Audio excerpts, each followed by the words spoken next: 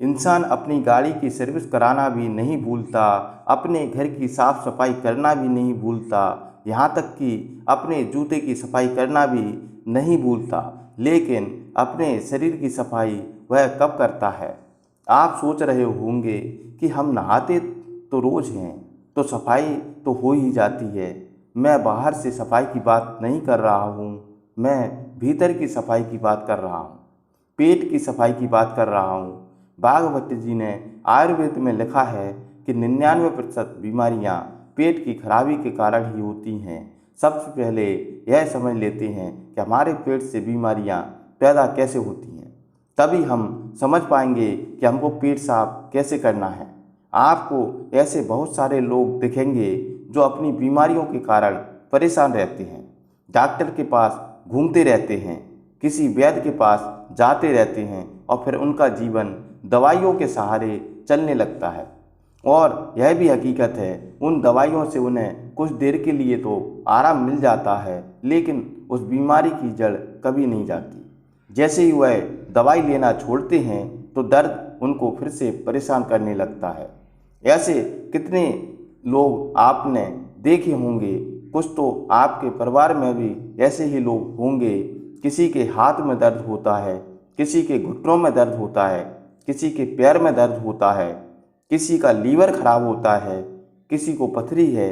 लेकिन समझने की बात यह है कि जिस तरह बीज से एक पेड़ बनता है, इस तरह हमारे पेट में जमा गंदगी से ही इन सारी बीमारियों का जन्म होता है।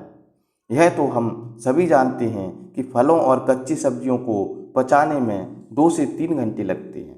वहीं यदि हम किसी अनाज की बात करें, जैसे गेहूँ या अन्य कोई अनाज, तो उसको पचाने में 5 से 6 घंटे लगते हैं। लेकिन यदि आप बात करें मांस, मछली या नॉनवेज की, तो उसे पचने में 15 से 20 घंटे लगते हैं। जो हम खाते हैं वह हमारे शरीर में गंदगी के रूप में किस तरह जमा हो जाता है, यह बड़े ध्यान से समझना। यह समझोगे तभी यह समझ सकोगे कि उस गंदगी को बाहर कैसे निकालना है। इसे मैं आपको आसान तरीके से उदाहरण के माध्यम से समझाता हूँ। मान लीजिए आप अपनी गाड़ी लेकर घर से जाते हैं। रास्ते में गाड़ी कुछ दूर सड़क पर चलती है और कुछ दूर चलने के बाद सड़क पर कीचड़ आ जाता है। जब कीचड़ में से होकर गाड़ी निकलेगी तो उसके टायर में भी कीचड़ लगेगा, उसका टायर गंदा होगा, वही कीचड़ कुछ दूर बाद खत्म हो जाती है। आप फिर से सड़क पर आ गए, फिर से जब गाड़ी सड़क पर चलने लगेगी तो हो सकता है उसका कीचड़ हट जाए, लेकिन वह कीचड़ पूरी तरह से साफ नहीं होता, वह ऊपर से ऊपर साफ हो जाएगा। आप किसी चीज़ से साफ करेंगे तब भी वह ऊपर से ही साफ होगा। लेकिन टायर को जब हम देखते हैं तो उसमें एक लेयर बनी होती है, उसमें स्पेस होता है और उसमें मिट्टी फंसी होती है, कीचड़ भी उसमें फंसा रहता है। बाद में ऊपर से साफ तो हो जाता है, लेकिन आपको उस टायर को पूरी तरह साफ करने के लिए उस पर आपको तेज़ प्रेशर से पानी डालना होगा, तब उस बीच वाले स्पेस से वह मिट्टी निकलकर बाहर आती है।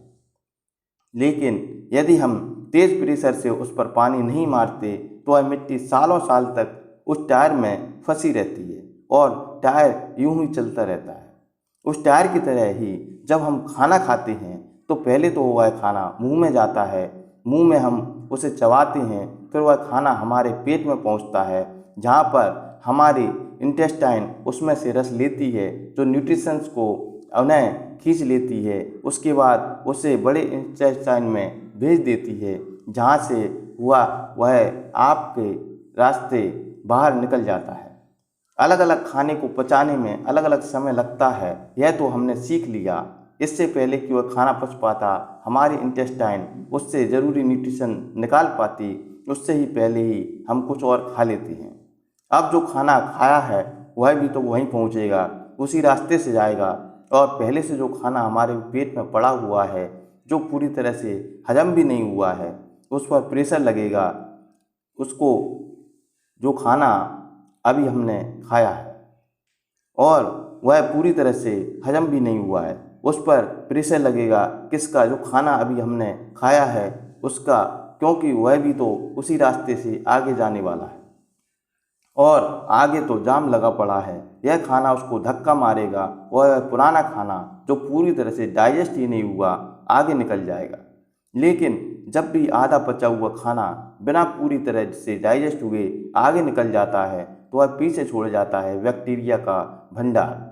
बहुत सारे बैक्टीरिया होते हैं जो पीछे छूट जाते हैं और यह बैक्टीरिया हमारे पेट की जो अंदर की लेयर होती है उससे चिपक जाती हैं। इस तरह जिस प्रकार वह कीचड़ उस गाड़ी के टायर पर लगा हुआ था, हमारी इंटेस्टाइन तो खाने में न्यूट्रिशन खींचने के लिए बनी हुई है।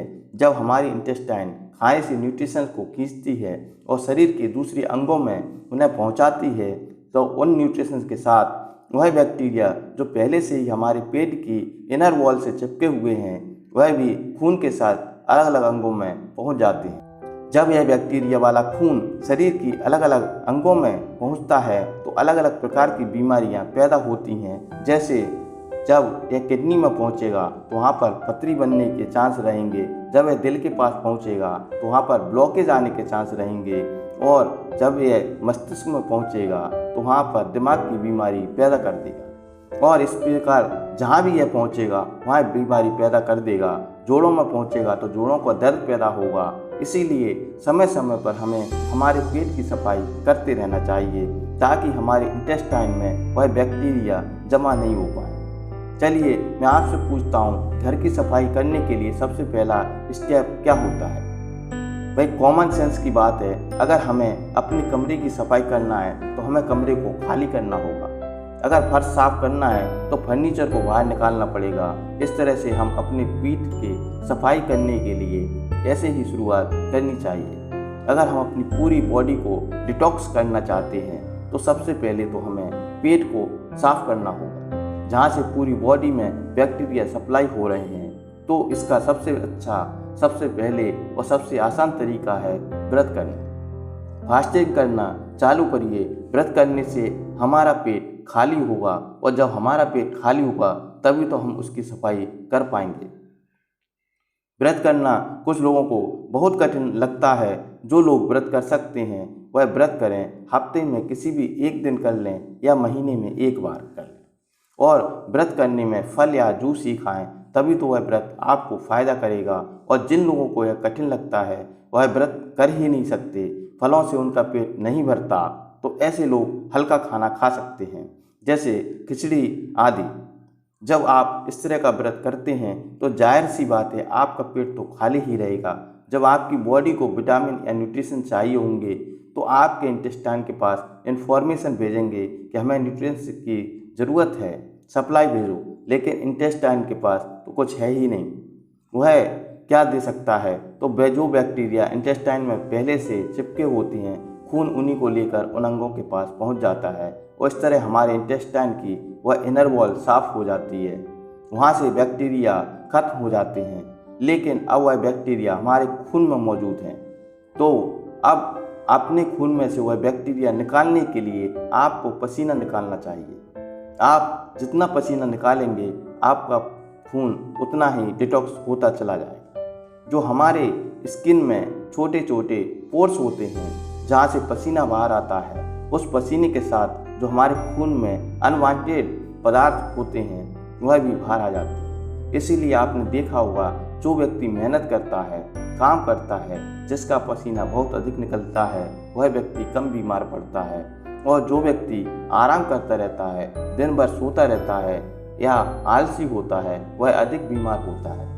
आपने यह भी ध्यान दिया होगा जो महिलाएं सिर्फ घर में रहती हैं वह ज़्यादा बीमार होती हैं उन महिलाओं की अपेक्षा जो महिलाएं नियमित रूप से काम पर जाती हैं। अभी कोरोना काल में भी आपने देखा हुआ ग्रामीण क्षेत्र के लोग कोरोना से कम प्रभावित हुए क्योंकि उनकी बॉडी से हमेशा पसीना निकलता रहता है और पसीने से जो खून में अनवांटेड बैक्टीरिया होते हैं वह बाहर निकल जाते हैं। और ग्रामीण परिवेश के लोग ज़्यादातर हफ्ते में व्रत अवश्य रखते हैं और उनके पास व्रत में एक्स्ट्रा खाना खाने के लिए नहीं होता।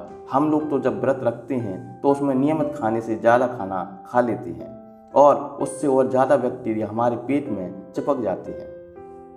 जबकि व्रत वाले दिन आपको सिर्फ जूस या फल ही लेना चाहिए। इससे आपके फाइबर मिलता है और उस फाइबर से हमारे पेट की सफाई हो जाती है, हमारे इंटेस्टाइन की सफाई हो जाती है। फाइबर एक तरह से ब्रश का काम करता है। यदि हम ब्रश से किसी चीज़ को साफ करते हैं तो उसके अंदर जो स्पेस होती है, वहाँ पर जो गंदगी जमा होती है, वह भी ब्रश के तारों से साफ हो जाती है। इस तरह फाइबर हमारे इंटेस्टाइन को बिल्कुल साफ और स्वच्छ कर देता है। इसीलिए कहा जाता है रोटी कम खाओ, सलाद ज़्यादा खाओ, क्योंकि सलाद में भी फाइबर होता है जो कि हमारे इंटेस्टाइन की सफाई करते हुए जाता है।